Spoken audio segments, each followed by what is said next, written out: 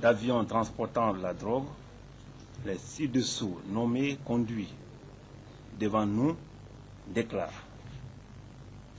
1. M. Bemba Bangoura, alors gouverneur de Farana, reconnaît avoir eu connaissance de 3 atterrissages. Le premier en novembre 2006, quand ils ont été, lui et le colonel Souleymane Diallo, commandant du bataillon autonome de Farana, saisis par message du feu général Kelfala Kamara à cet effet. Il aurait fait nettoyer la piste par les élèves pour faciliter les opérations. Il ajoute avoir bénéficié, tout comme le colonel Souleymane Diallo, des produits pharmaceutiques et des paires de chaussures. De faire 9 ans à la tête de Conakry. Ma modeste personne aujourd'hui trempée dans une situation qui ne m'honore pas, mais je voudrais vous dire, indépendante de ma volonté. Vous l'avez si bien décrit, Monsieur le Président de la République, il y a une époque de l'histoire de notre pays où j'ai donné mon âme pour appliquer la loi dans cette ville.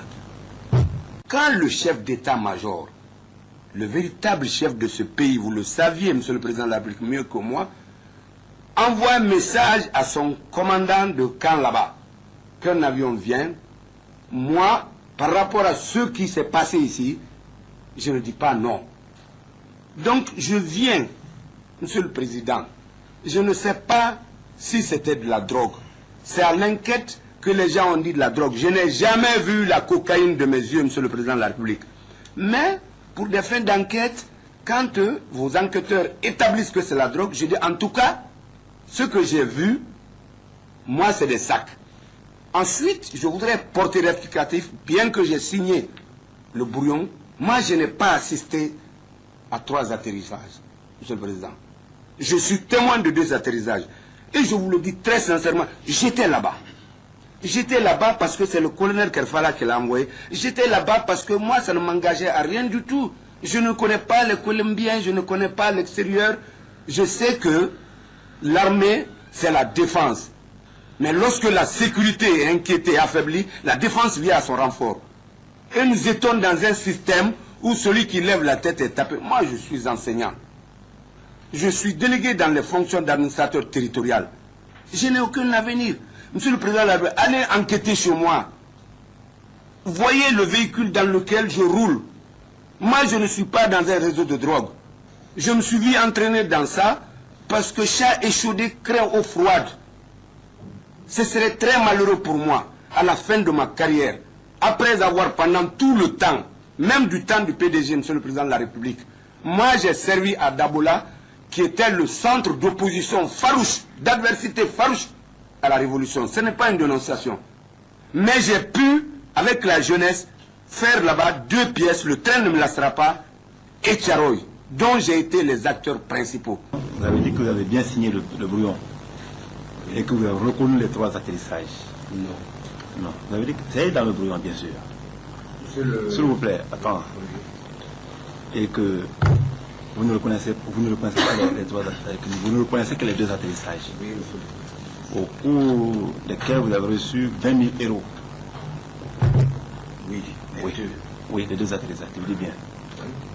Et moi je pense que si vous avez signé le brouillon, vous n'étiez pas menacé. Vous avez dit que vous avez évité seulement les enquêteurs. Alors que je pense que personne n'est menacé quand nous menons une enquête de ce genre. Nous menons ce qu'on appelle l'enquête préliminaire.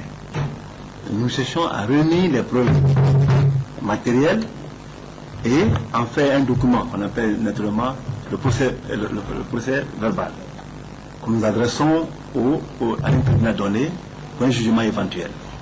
Je suis sûr et certain que M. Mbemba Bangoura, que nous connaissons tous, n'a pas été menacé pour avouer quelque chose là-bas et devant le président de la République dire j'ai préféré conserver mon honneur.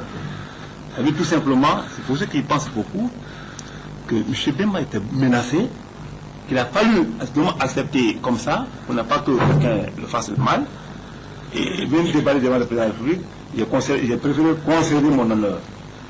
Pourquoi cette phrase? J'ai préféré conserver mon honneur.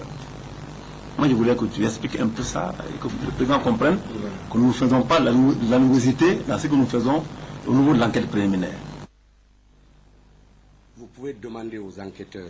Je n'ai même pas relu. Chaque fois qu'ils ont fini, j'ai signé. Parce que cette situation me dégoûtait.